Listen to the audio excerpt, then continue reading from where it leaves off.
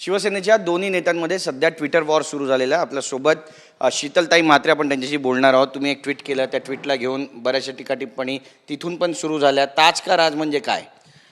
काल जे अर्थसंकल्पीय भाषण माननीय उपमुख्यमंत्री एकनाथ शिंदे साहेब यांनी केलं, यामध्ये त्यांनी उल्लेख केला होता ताज का राज या एका शब्दाचा उल्लेख केला होता आणि त्यालाच धरून मी एक ट्विट केलं की हा ताज का राज म्हणजे नक्की काय आहे. तर याचं कनेक्शन कुठेतरी खरात फाईल्स यांच्याशी आहे. खरातांना त्यांच्या फार्म हाऊसवर जे काही पाण्याची जोडणी दिली गेली, ही जोडणी कुणाच्या सांगण्यावरून दिली गेली, ह्याच्यासाठी कुठे बैठक झाली, या बैठकीला कोण कोण उपस्थित होती, ही बैठक कोणी आयोजित केली होती, या संदर्भातल्या काही गोष्टी माहिती आम्ही ऐकून आहोत. तर याच्याबद्दल खरं नक्की काय आहे हे कळावं म्हणूनच हे ट्विट केलं गेलं होतं. मॅडमच्या आग्रहाखातर पाण्याची लाईन जोडणी केली. इशारा नेमका कुणाकडे तुमचा? मातोश्रीच्या मॅडम कोण आहेत हे आम्ही तुम्हाला सांगायला नको, हे अख्ख्या महाराष्ट्राला माहिती आहे. त्याच्यामुळे मी त्या संदर्भात हा प्रश्न विचारलेला आहे. पण मग या ट्विटनंतर त्यात एंट्री होते सुषमा अंधारेची आणि सुषमा अंधारे म्हणतात की तुम्ही सेल्फ गोल करण्याचा प्रयत्न करताय. त्यामध्ये नीलमताई गोरेंचं पण नाव घेतलं. विधान परिषदेच्या काही 2 जागा रिक्त होत आहेत, त्यासाठी चापलुसी पण केली जाते असं पण ते म्हणतात. नेमकं याला उत्तर तुम्ही कसं देणार? त्याला मीही उत्तर दिलेलं आहे की सुषमाताईंना ह्याच्यात उडी मारायची प्रथमतः काहीच गरज नव्हती. प्रश्न विचारला होता मी, हा जनरल प्रश्न होता. या प्रश्नाचं उत्तर न देता हा पूर्ण विषय कुठेतरी भरकटवण्याचा प्रयत्न त्यांनी केला आणि मला वाटतं ज्या विधान परिषदेच्या जागा आहेत त्या जागेला सर्वात जास्त इच्छुक तर सुषमाताई स्वतः आहेत असं मी ऐकून आहोत. त्यासाठी अनेक पक्षांचे उंबरठे त्या झिजवत आहेत आणि कुठेतरी कुणाच्या तरी सांगण्यावरून आणि कुणाला तरी खुश करण्यासाठी हे ट्विट केलं गेलेलं आहे हे आपल्यालाही दिसतंय. त्याच्यामुळे खरं उत्तर देण्याचं सोडून हा विषय भरकटवण्याचा प्रयत्न हा त्यांच्याकडून झालेला आहे. कदाचित सुषमाताई तेव्हा पक्षात नव्हत्या, त्या सगळीकडे भाषणं देत होत्या, हिंदू हृदय सम्राट यांना थेरडा म्हणत होत्या, उद्धवजींना आणि आदित्यजींना दहीहंडीच्या संदर्भात काय काय बोलत होत्या. त्याच्यामुळे त्यांना कदाचित ह्या गोष्टी माहिती नसतील.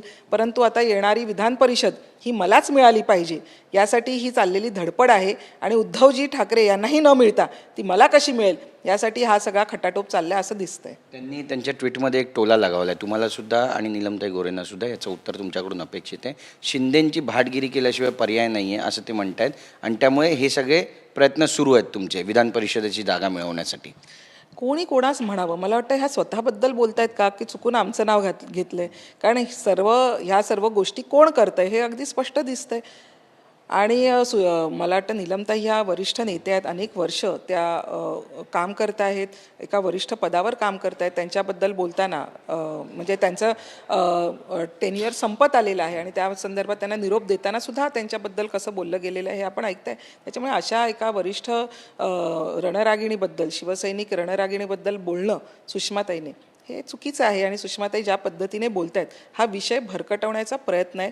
जे प्रश्न आम्ही विचारले त्या प्रश्नाला उत्तर न देता त्याला बगल देण्यासाठी त्यांनी बोललेला हा विषय आहे. त्याच्यामुळे त्याला फार काही उत्तर देण्याची आणि महत्त्व देण्याची मला गरज वाटत नाही. एक ओळ त्याच्यामध्ये दिली आहे, म्हात्रे काय गोरे काय यांचं कवित्व करायला पानं पुरणार नाही, दोघींना प्रेमळ सल्ला, आवरा स्वतःला, मला संशोधन करण्याची वेळ आणू देऊ नका. थेट तुम्हाला इशारा देत आहेत त्या?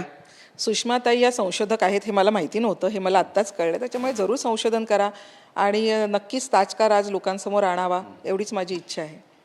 खासदारांची बैठक झाली. या खासदारांच्या बैठकीमध्ये ऑपरेशन टायगरबद्दल सुद्धा चर्चा झाली. बरेच खासदार आहेत जे तुमच्या संपर्कात असल्याचं पण बोललं जातं. कधीपर्यंत ऑपरेशन टायगर होईल आणि खरंच खळबळ माजली आहे का उद्धव ठाकरे यांच्या गोटामध्ये असं वाटतं तुम्हाला? आम्ही जे ऐकून आहोत की आमच्या जे सूत्रांनुसार कळलेलं आहे त्यामध्ये नक्कीच त्या खासदारांच्या बैठकीत ती काही आलबेल झालेली नाही आहे, गोंधळ आहे, पक्षामध्ये प्रचंड नाराजी आहे आणि ही नाराजी खासदारांनी बोलून दाखवलेली आहे. आणि यामध्ये संजय राऊत यांच्या सोबत स्वतः आदित्य ठाकरे यांची सुद्धा हमरीतुमरी झाली, अगदी कॉलर पकडण्या इतपत ही मारामारी झाली असं मी ऐकून आहोत. आणि यामध्ये मेन कारण होतं की खासदारकी प्रियंका चतुर्वेदीला मिळाली नाही आणि त्यामुळे प्रियंका चतुर्वेदी यासुद्धा चिडून निघून गेल्या की शरद पवारांचं नाव संजय राऊत यांना सांगण्याचं काय कारण होतं. आणि संजय राऊत यांची बाजू उद्धव ठाकरेजींनी घेतली असंही आम्ही ऐकून आहोत आणि त्याच्यामुळे आदित्य ठाकरे प्रचंड नाराज आहेत आणि त्या बैठकीतून प्रियंका चतुर्वेदी ह्याही रागाने निघून गेल्या. आणि स्वतः सर्व खासदारांनी सांगितलं की जर उद्धवजींची तब्येत नीट नसेल आणि ते महाराष्ट्रभर फिरू शकत नसेल तर कमीत कमी आदित्यजी यांनी तरी सर्व ही जबाबदारी घ्यावी आणि महाराष्ट्रभर फिरावं.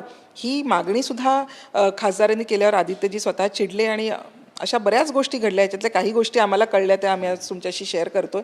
तर मला वाटतं अशा जर गोष्टी घडल्या आहेत तर संशोधक बाईंनी हे संशोधन करून सांगावं की हे खरंच घडलंय का. म्हणजे जे नाराज आहेत उद्धव ठाकरे यांच्या पक्षामध्ये त्यांना तुमच्या पक्षात घेणार?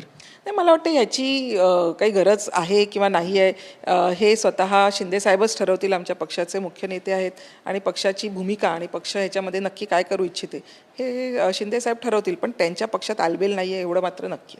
सातारा प्रकरणामध्ये जी भूमिका घेतली आहे सभापतींनी, उपसभापतींनी, त्याच्यानंतर सभापतींनी त्यावर जी भूमिका घेतली, आज आपण पाहतोय की तुषार दोशी यांनी पुन्हा एकदा आपलं कार्यालय जॉईन केलेलं आहे त्या ठिकाणी. बराच गदारोळ सातारा प्रकरणी झाला होता, शंभूराजेंना धक्काबुक्की झाली होती. मग शिवसेनेचं भाजप ऐकत नाही आहे का असा सवालसुद्धा विचारला जातो आहे. विरोधक त्यावरही टीका करतायत, काही आलबेल नाही आहे असं म्हणतायत. उत्तर कसं देणार? काल याच्या संदर्भात बरीच चर्चा झाली, विधान परिषदेत झाली, विधानसभेत झाली आणि स्वतः शिंदेसाहेबांनी याच्याबद्दल चर्चा केली आहे. स्वतः शंभूराज देसाईंनी केलेत, आपणही तेव्हा उपस्थित होतात, आम्ही सुद्धा ऐकत होतो. तर मला वाटतं या संदर्भातली जी भूमिका घेतलेली आहे ती पक्ष म्हणून शिंदेसाहेबांनी मान्य केलेली आहे आणि त्याच्यावर योग्य तो तोडगा हा लवकरच काढला जाईल. तुमच्या नावाची बरीच चर्चा आहे विधान परिषदेसाठी. जर संधी मिळाली तर संधीचं सोनं कराल? मला वाटतं हा प्रश्न गैर लागू आहे, कारण माननीय शिंदेसाहेब जी काही आम्हाला जबाबदारी देतात ती अगदी प्राणपणाने पूर्ण करणं, कुठलीही अपेक्षा न बाळगणं हेच आमचं काम आहे.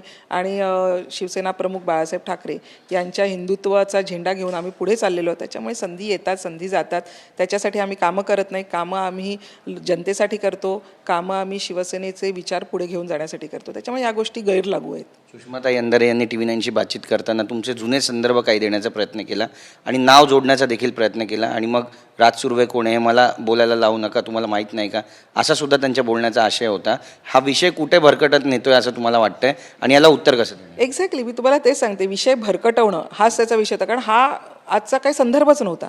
परंतु कुठेतरी जुना संदर्भ काढायचा, कुठेतरी बदनामी करण्याचा प्रयत्न केला. सुषमाताई, तुमच्यासारख्या व्यक्तीकडून ही अपेक्षा नव्हती, परंतु माणूस पदासाठी किती लाचार होऊ शकतो हे तुमच्या आजच्या ट्विटमधून आणि आजच्या बोलण्यामधून जाणवलं. तर सुषमाताई, नक्कीच प्रत्येकाला इच्छा असते, तुम्हालाही असतील, परंतु त्याच्यासाठी अशा पद्धतीने तुमच्याकडून तुम्ही एका चळवळीतून पुढे आलेली व्यक्ती आहे, तर त्याच्यामुळे तुम्ही कुणाचं तरी ऐकून आणि कुणाला तरी खुश करण्यासाठी, आपल्या मालकाला खुश करण्यासाठी अशा पद्धतीचे बोलणं हे तुमच्याकडून अपेक्षित नव्हतं. हरकत नाही, तुमच्या ज्या काही इच्छा आहेत त्या लवकरच पूर्ण, आमच्या तुम्हाला शुभेच्छा आहेत. तुमचं ट्विटरवर सुरूच राहील आता? नाही, ट्विटरवर जर प्रश्न आला तर साथ आला तर प्रतिसाद हा त्याला नक्कीच जाईल. परंतु अरेला कार्य करणं हा शिवसैनिकाचा गुणधर्म आहे, त्याच्यामुळे अरेला कार्य नक्कीच होणार. परंतु अशा पद्धतीने पर्सनल गोष्टीवर चर्चा होणं, ज्या गोष्टी न्यायालयात ज्याची लढाई चालू आहे त्याच्यावर अशा पद्धतीने बोलणं, मला वाटतं सुषमाताईसारख्या व्यक्तीला शोभत नाहीत. परंतु एवढं नक्कीच आहे, मी विचारलेला प्रश्न कुठेतरी योग्य जागेला लावून झोंबलेला आहे, त्याच्यामुळेच ह्या सर्व गोष्टी सुरू आहेत हे मात्र मला कळलेलं आहे. नक्की, धन्यवाद ते आमच्याशी बातचीत केल्याबद्दल. कॅमेरा पर्सन योगेश गुरवसह गिरीश गायकवाड, TV 9 मराठी, मुंबई.